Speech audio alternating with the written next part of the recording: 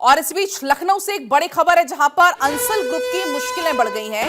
Police कर रही है किसानों के खातों की जांच। एलडीए ने बिल्डर के खिलाफ दर्ज कराई एफआईआर। गोमती नगर थाने में विवादित भूखंडों को लेकर यह मामला दर्ज हुआ। 20 से ज्यादा की संख्या पर जो गंभीर आरोप है वो दर्ज हुए हैं। अधिकारियों के निर्देश पर जमीन के दस्तावेज भी खंगाले जा रहे हैं। तो लखनऊ से बड़ी जानकारी है जहां पर अंसल ग्रुप की फिलहाल मुश्किलें बढ़ती हुई नजर आ रही हैं, क्योंकि पुलिस कर रही है किसानों के खातों की भी जांच और ऐसे में कहीं ना कहीं अंसल ग्रुप की मुश्किलें बढ़ चुकी हैं।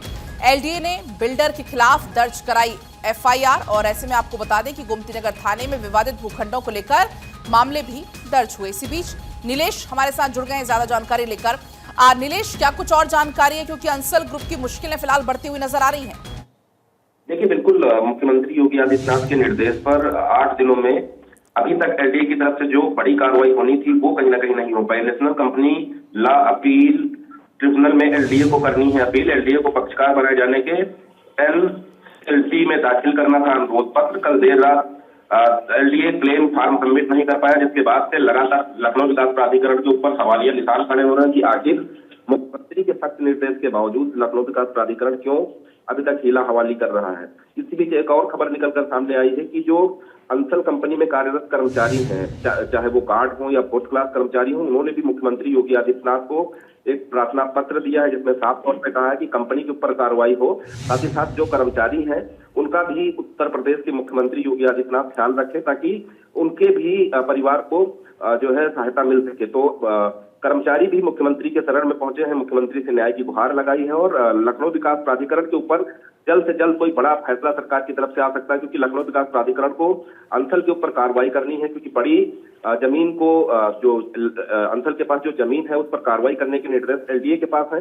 एलडीए अभी तक क्या कुछ कर रहा है। और वहीं अगर हम देखें तो बिजली विभाग के पास भी बड़ी जिम्मेदारी है कि अंसल का जो बकाया है जल्द से जल्द वसूला जाए। अगर नहीं वसूल पाते हैं तो ऐसे में अंसल के ऊपर कार्रवाई करने के निर्देश भी हैं। फिलहाल देखना होगा, चाहे वो लखनऊ विकास प्राधिकरण हो या फिर मध्यांचल विद्युत वितरण निगम हो या फिर जो कर्मचारी वहां पर कार्यरत हैं, 300 से 400 गार्ड ऐसे हैं जो लगातार वहां पर ड्यूटी देते हैं, उन्होंने भी मुख्यमंत्री को पत्र लिखा है। तो आने वाले दिनों में किस तरीके की कार्रवाई होती है। क्योंकि नीलेश, पुलिस किसानों के खातों की भी जांच कर रही है और इसके अलावा अधिकारियों के निर्देश पर जमीन के दस्तावेजों को भी फिलहाल खंगाला जा रहा है। इसको लेकर भी क्या कोई जानकारी है क्या?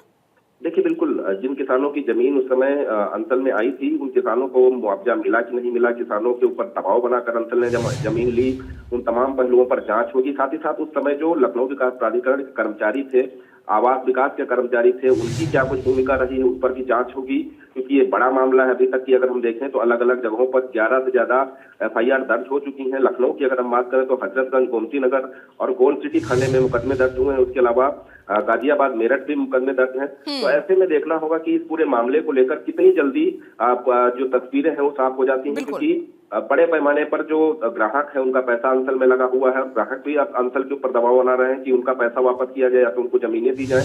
तो उन तमाम पहलुओं को अगर हम देखें तो कहीं ना कहीं आने वाले दिनों में बड़ी कार्रवाई का दौर देखने को मिलेगा। ठीक है, बहुत शुक्रिया नीलेश आपका पूरी बातचीत के लिए।